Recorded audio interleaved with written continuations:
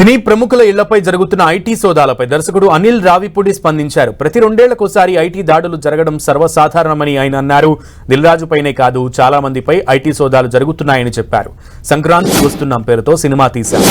IT అధికారులు కూడా సంక్రాంతికి వస్తున్నామని వచ్చారని అనిల్ రావిపూడి మార్క్ కామెడీ అక్కడ చమత్కరించుతూ ఒక స్టేట్మెంట్ చేశారు. తన ఇంటిపై ఐటీ దాడులు జరగలేదని క్లారిటీ ఇచ్చారు.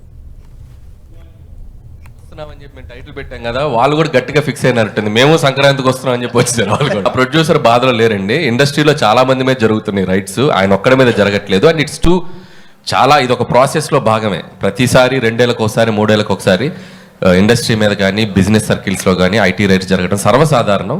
సో అలాంటి ఒక ప్రాసెస్ లో జరిగే భాగం. ఇంకా వాళ్ళు మమ్మల్ని మేము వాళ్ళకి కాంటాక్ట్ అవ్వలేకపోతున్నాం.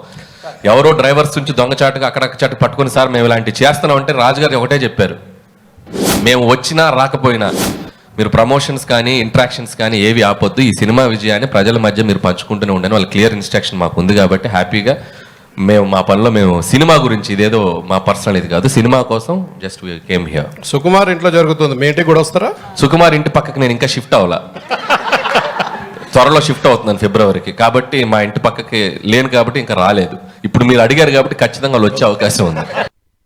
అదే సంక్రాంతికి వస్తున్నాం అని చెప్పి మేము టైటిల్ పెట్టాం కదా, వాళ్ళు కూడా గట్టిగా ఫిక్స్ అయినట్టుంది. మేము సంక్రాంతికి వస్తున్నాం అని చెప్పి వచ్చారు వాళ్ళు కూడా. ప్రొడ్యూసర్ బాధలో లేరండి.